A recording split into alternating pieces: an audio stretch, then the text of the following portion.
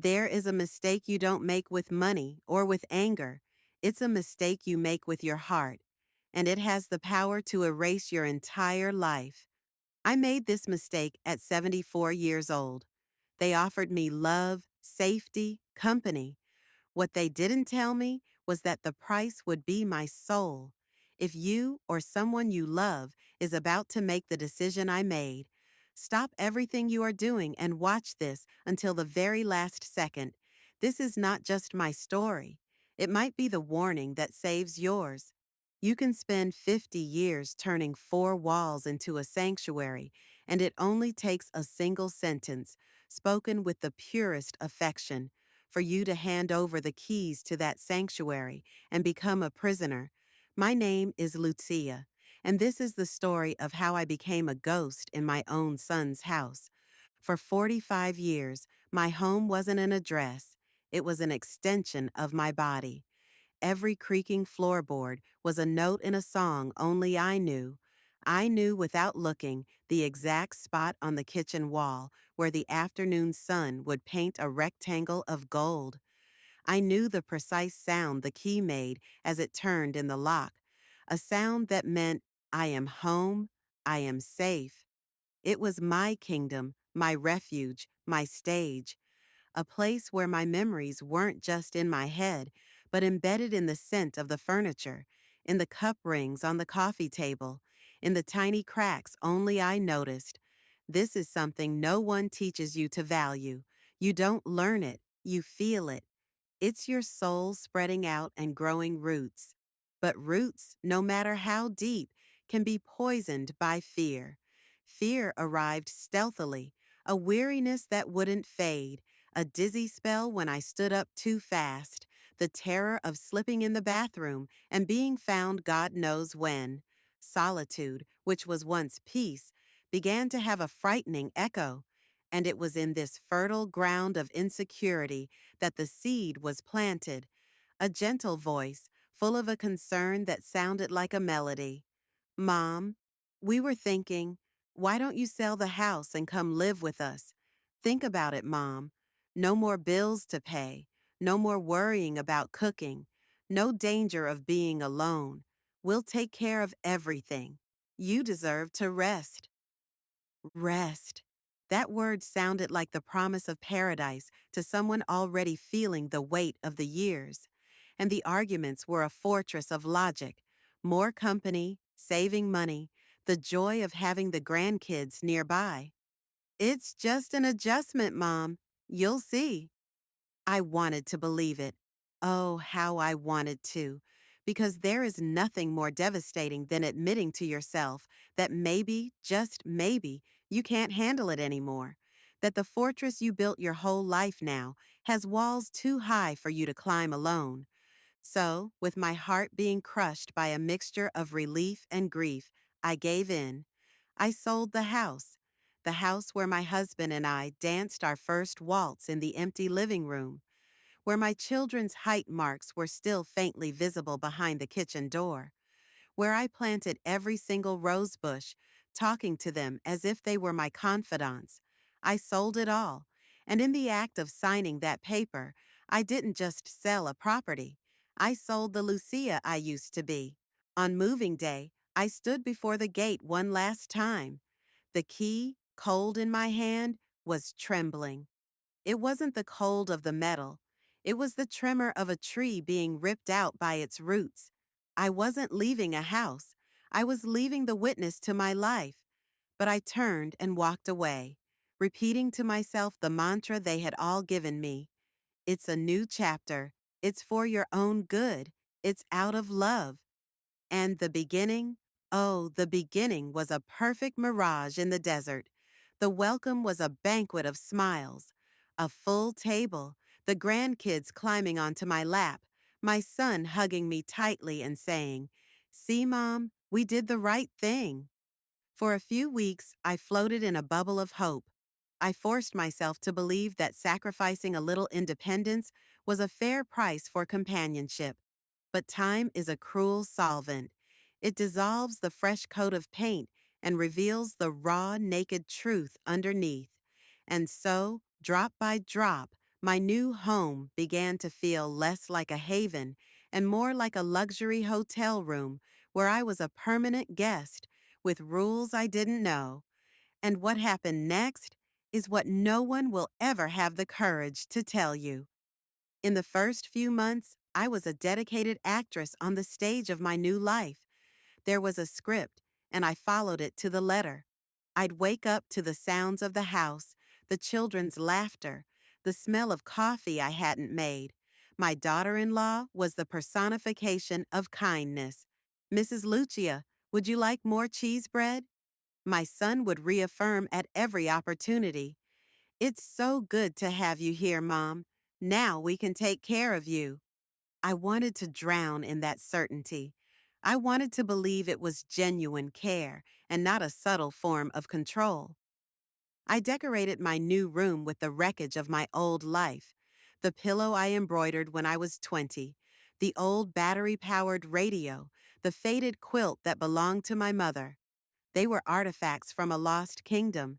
I smiled for photos. I participated in dinner conversations. I feigned interest in stories from school. I was trying with all my might to fit my old worn-out puzzle piece into a brand new puzzle. But it was amidst all that constant noise that the deepest loneliness began to visit me. It was a different, more perverse kind of loneliness. It didn't come from the absence of people, but from the absence of myself. It started with the little silences, the looks exchanged over my head between my son and his wife, whenever I, out of habit, suggested something. Oh, in my house, I used to make the roast with rosemary. A polite smile and a quick change of subject was the reply. The bedroom doors, once always open, began to close more frequently. The first stab came unexpectedly, wrapped in concern. One morning, I got up early, my body still remembering the old rituals. I went to the kitchen to bake my famous cornbread cake. It was more than a recipe. It was a gesture of love. The smell of that batter baking was, to me, the smell of happiness. I laid out the ingredients in silence, like a priestess in her ritual. My daughter-in-law came downstairs, her face still sleepy, and upon seeing the scene, her smile was tense. "Oh, Mrs. Lucia, don't worry about that. You're here to rest. I'll make something later." The "I'll do it" sounded like "don't interfere." The cake was never made. Not that day, not ever again. I stopped trying, not out of spite, out of an instinct for survival. I understood that my every initiative was a stone in the shoe of their routine. I was a guest who had overstayed her welcome. And a good guest doesn't meddle in the kitchen, doesn't rearrange the furniture, doesn't impose her will. My schedule became theirs. The 7 o'clock news I used to watch was replaced by the series they were binging. My perfume, a floral scent my husband had loved, was gently criticized as too strong for the house. I started using a neutral soap. I was being diluted, erased, edited. It's funny, people think a home is made of a roof and walls. Number A home is made of rituals, the whistle of your kettle, your music playing while you clean, the right to use your favorite mug. It's these small sovereignties that tell us, you belong here. And when they are taken away, one by one, you become a stateless person within your own family. And I didn't know it yet, but the worst was yet to come. The invisibility was just beginning. The feeling of being a ghost doesn't arrive suddenly. It seeps in. First, it was the silences at the dinner table. Then, the decisions about vacations or the Christmas menu, made without my opinion even being a possibility. And then, the tone of voice changed. It was still kind, but it was the kindness you use with a child or a sick person, a kindness that infantilizes you. "Mom, better not. You might get tired." "Leave that, I'll get it." "Oh, she's old now. She doesn't understand these things." Each sentence was another nail in my coffin of invisibility. Suddenly, the woman who had managed a home, raised two children, overcome financial crises and widowhood, was reduced to a fragile figure who needed protection even to choose a TV channel.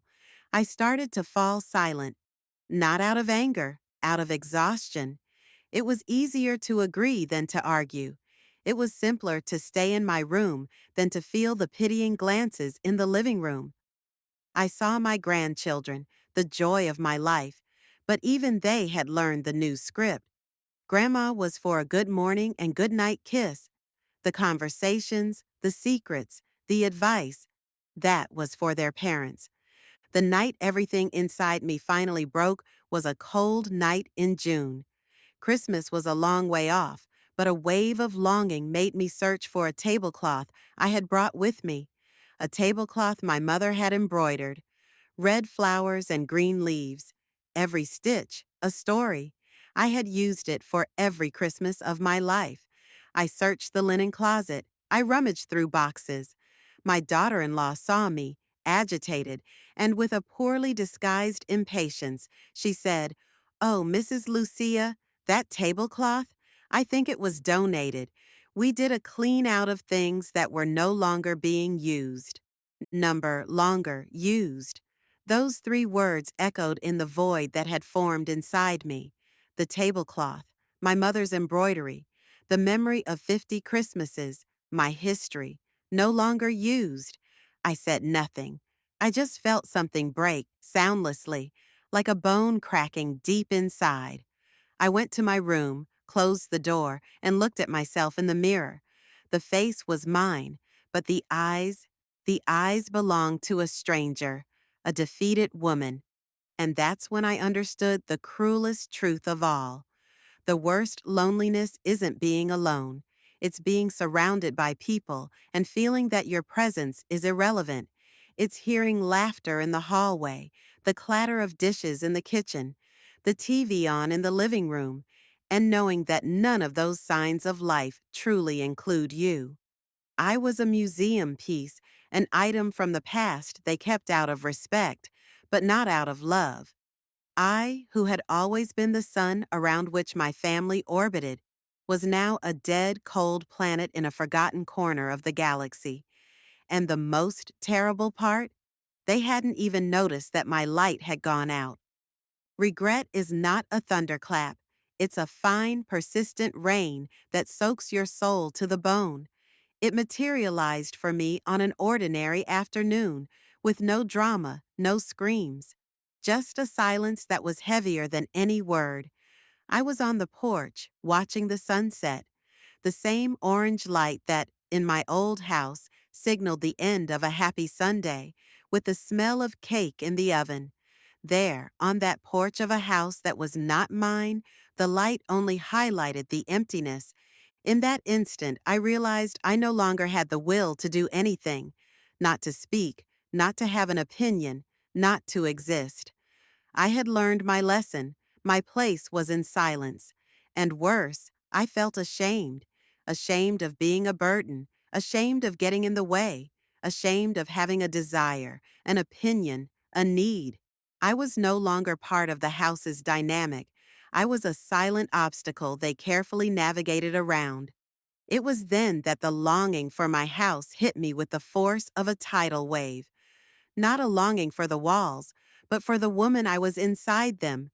The woman who sang loudly and off-key. The woman who decided if lunch was at 11 or 1. The woman who didn't ask for permission to be herself. In my son's house, even the act of getting up at night for a glass of water was calculated. The floorboards creaked. What if I woke someone? My own thirst became a potential inconvenience. And this is what no one tells you when they romanticize this idea. When you sell your home, you don't sell bricks and mortar. You sell your sovereignty. You sell the right to be the master of your own time, your own space, your own rhythm. You trade deep roots for a beautiful but tight pot in someone else's soil. I dreamt one night that I returned to my old house. I walked through the rooms, touching the furniture, breathing in the familiar scent, and in the dream I was whole again. I woke up crying. a silent cry, so as not to disturb anyone. The regret wasn't about the sale. It was for believing that the love of others could replace the love I needed to have for myself, for my history, for my freedom. I realized the biggest mistake wasn't leaving my house, it was leaving myself. And by the time you realize that, the path back has already disappeared. Today, I know the hardest lessons are the ones we learn after the test is over. My fatal mistake wasn't accepting help. It was confusing help with surrender. It was handing over my crown and scepter in exchange for a warm room and a plate of food. I thought my essence, everything I was, would fit into a moving box. But no one warned me that independence, autonomy, and dignity don't fit in cardboard boxes. When you hand over the key to your house, you hand over the password to your existence. Simple things like having a friend over for coffee became a complex negotiation. Oh, Mom, not today. The house is a mess. Maybe next week. Over time, my friends stopped calling. My last bridges to the outside world were dynamited in the name of the new routine's practicality. I traded my loneliness for a companionship that cost me the world, and slowly I began to live on borrowed time in the heart of my own family. If I could give a single piece of advice to the woman I once was, I would say, Lucia, negotiate. Do not surrender. Hire someone to help with cleaning. Install safety bars in the bathroom. Ask your children to visit more, to take you to the doctor.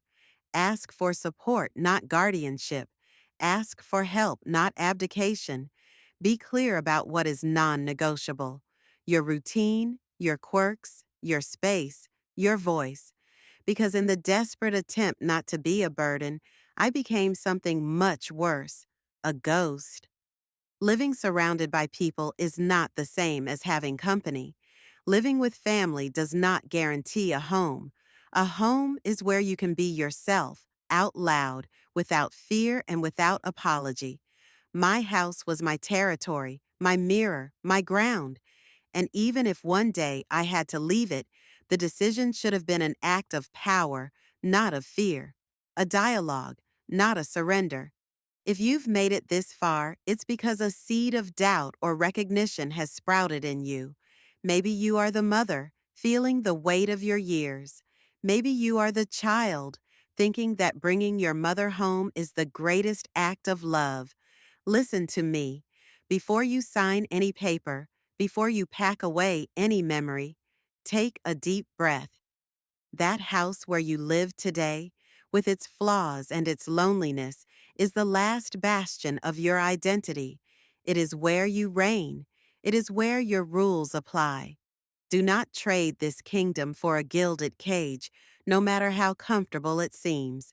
Fight for your autonomy with the same grit you fought with for everything in your life.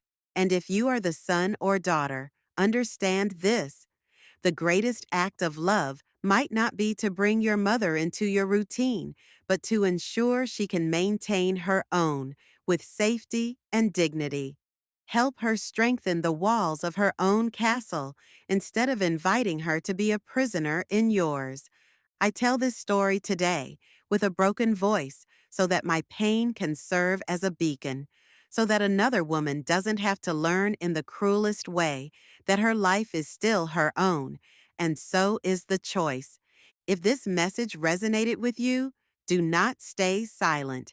Leave your comment. Share this video with every woman, every child, every family you know. Your share could be the scream that prevents another soul from being silenced. Subscribe to the channel, ring the bell. Let's create a community where the voice of experience is not quieted, but celebrated. Remember, you are not alone, and it is never too late to remember who you are.